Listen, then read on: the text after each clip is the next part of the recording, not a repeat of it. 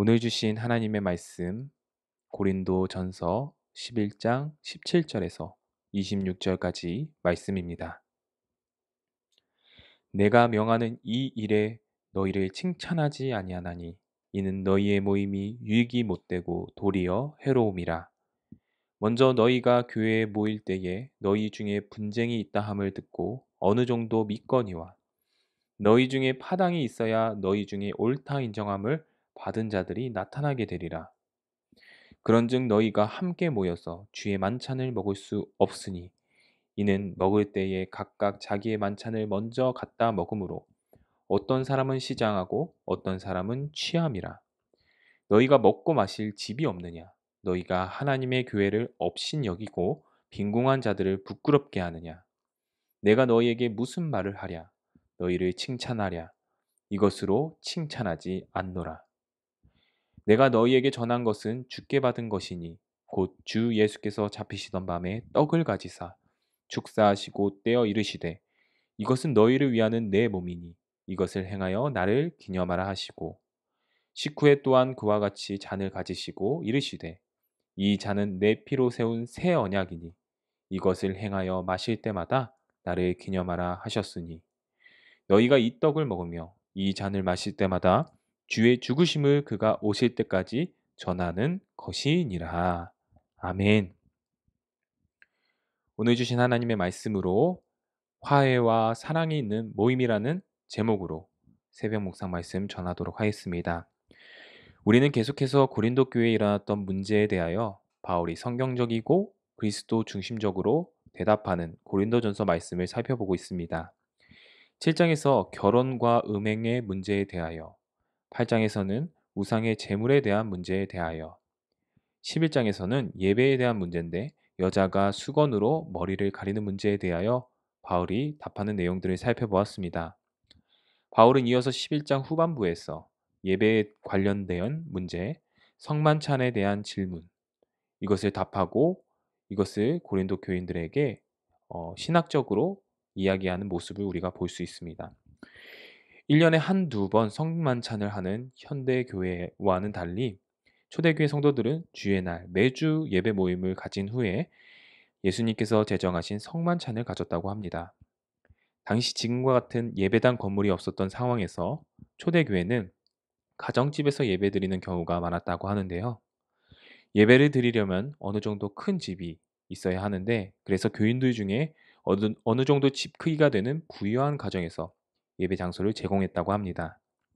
집이 아무리 커도 집에는 많이 못 들어갈 것입니다. 20명 정도 집 안에 들어갈 것입니다.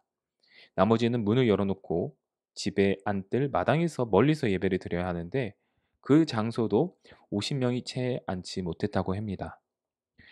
당시 로마 사회는 지위에 따라 자리에 앉는 풍습이 있었기 때문에 부유한 사람들은 집안과 뜰 맨 앞에 자리에 쉽게 앉을 수 있었습니다. 그러나 상대적으로 가난한 성도들, 주일까지 남의 집에서 종으로 일해야 하는 사람들은 예배 시간을 못 맞추거나 아예 늦게 올 수밖에 없기 때문에 뒤쪽에 앉게 되었던 것입니다. 그래서 부유한 사람들은 예배와 성만찬을 모두 여유롭게 참여할 수 있었지만 가난한 사람들은 아무것도 참여하지 못하는 현상이 발생하게 되었다는 것입니다.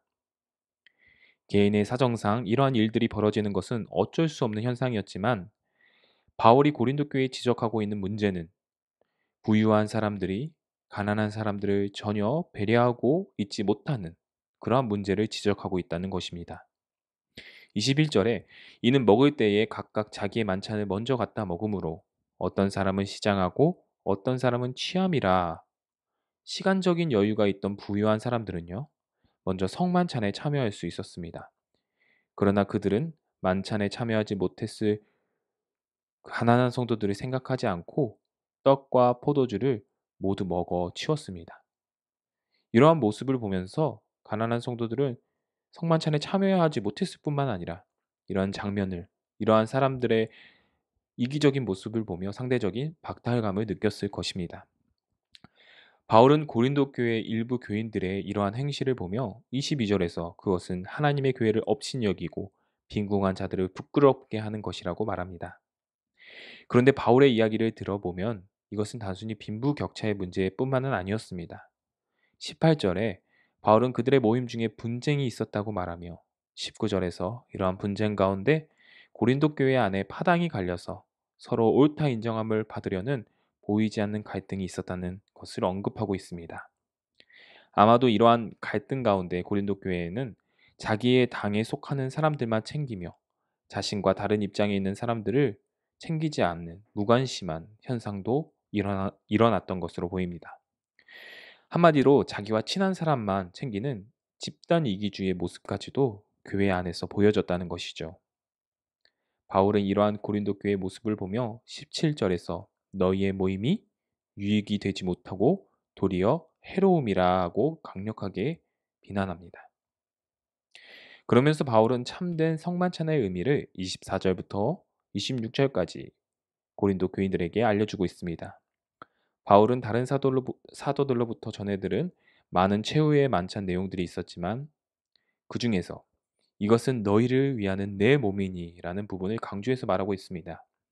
이것은 이사야 53장 6절 많은 사람의 죄를 담당하기 위하여 라는 구절을 의존하여 우리의 죄를 위해 대속하신 그리스도의 희생을 나타내고 있습니다.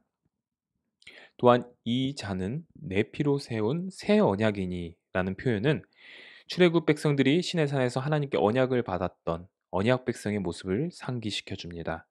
그러나 이제 신약 백성들은 예수 그리스도를 통하여 새 언약을 받은 새 언약의 공동체임을 우리는 성만찬을 통해서 확인할 수 있다는 것이죠. 그러므로 바울은 성만찬에 대하여 그것을 나의 권리와 욕심으로 생각하는 것이 아닌 고린도 교인들에게 성만찬이란 우리의 죄를 위한 그리스도의 희생과 그 희생을 통한 새 언약의 공동체임을 확인하는 시간이 바로 참된 성만찬의 모습이라는 것을 알려주고 있는 것입니다. 그런데 고린도 교인들은 예수님께서 제정하신 그 숭고한 성만찬 앞에서 세상보다 못한 이기주의와 배려 없는 모습을 보여주고 있습니다. 바울은 부끄러운 일이라고 말하고 있는 것이죠. 그동안 우리는 1년에 한두 번 정도 성만찬을 참여했습니다. 또한 성만찬처럼 매주 우리는 예배를 드렸습니다. 그 성만찬과 매주 예배 가운데 예수 그리스도의 숭고한 희생을 되새기며 새 언약의 공동체임을 기억하며 확인하는 시간은 얼마나 되었는지 저와 여러분이 그동안 예배 생활, 성만찬했던 그런 것들을 그 시간에 돌아보았으면 좋겠습니다. 교회 안에 분쟁이 없을 수는 없습니다. 그러나 그 문제를 다룸에 있어서 우리는 성만찬과 예배를 드릴 때 다시 한번 예수 그리스도의 희생 정신과 새 언약의 공동체성을 확인하여 우리의 문제와 우리 자신의 잘못들을 되돌아보아야 할 것입니다.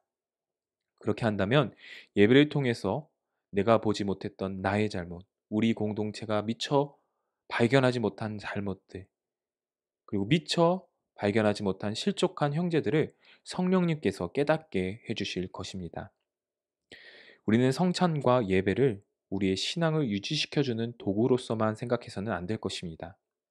우리의 예배 또한 성찬은 하나님의 말씀과 예수 그리스도의 죽으심에 나와 우리 공동체를 비춰서 날마다 거룩하여지고 회개하고 새롭게 되는 과정까지 나아가야 하는 것이 참된 성만찬과 예배의 모습이라고 하는 것입니다. 예배를 드렸는데, 성찬을 드렸는데 잘못했던 것들이 생각납니다. 갑자기 화해와 용서가 이루어집니다. 예배를 드렸는데, 성찬을 드렸는데 갑자기 위로해야 할 형제들이 생각나서 그들에게 도움을 주는 것입니다. 이것이 바로 참된 성찬과 예배의 모습이라는 것이죠.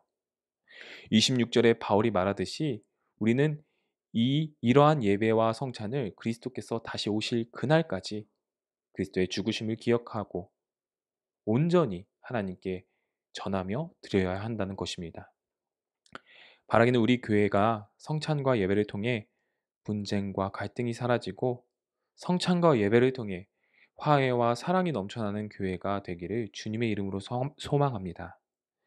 지금 우리는 코로나로 인하여 우리가 함께 모이지 못하는 가운데 다시 모일 수 있는 그날 성찬과 예배들이 이렇게 화해와 사랑이 넘쳐나는 모임이 되기를 간절히 기도하는 그러한 시간이 되었으면 좋겠습니다. 이 시간 우리 함께 이 시간 기도하겠습니다. 하나님, 고린도 교회와 같이 우리 속에 나만 생각하고 내 사람만 생각하는 이기적인 모습이 있지 않나 돌아봅니다. 우리 속에 있는 크고 작은 갈등과 분쟁 속에서 우리를 위하여 몸과 피를 내어주신 그 예수님의 희생을 기억하게 하여 주시옵소서. 그리하여 주 안에서 서로 화해하며 더욱 뜨겁게 사랑하는 우리 연희교회 모든 지체들이 되게 하여 주시옵소서. 그리하여 세상이 교회를 볼 때에 온갖 더러운 모습이 아닌 그 속에 예수 그리스도의 사랑을 보고 확인할 수 있도록 도와주시옵소서. 그렇게 하여 주실 것을 믿사오며 이 모든 기도 참된 사랑의 모습을 보여주신 우리 구주 예수 그리스도 이름 받들어 기도드리옵나이다. 아멘. 우리 다음 기도 제목을 가지고 함께 기도하시겠습니다. 첫 번째, 우리의 예배가 분쟁과 욕심의 모임이 아닌 화해와 사랑의 모임이 되게 하여 주시옵소서라고 함께 기도했으면 좋겠습니다. 또한 두 번째, 담임 목사님 청빙을 위하여 담임 목사님 청빙 과정이 잘 진행될 수 있도록 기도해 주시기 바랍니다. 세 번째, 코로나19의 조속적인 종식과 교회와 모든 성도들의 안전을 위해서 기도해 주시기 바랍니다. 네 번째, 최종걸 지영준 선교사님 사역과 가정 건강을 위해 기도해 주시기 바랍니다. 다섯 번째, 최금여 지사님 무릎 연골 시술 후에 회복과 치유가 잘 이루어질 수 있도록 함께 기도해 주시기 바랍니다. 다 함께 기도하시겠습니다.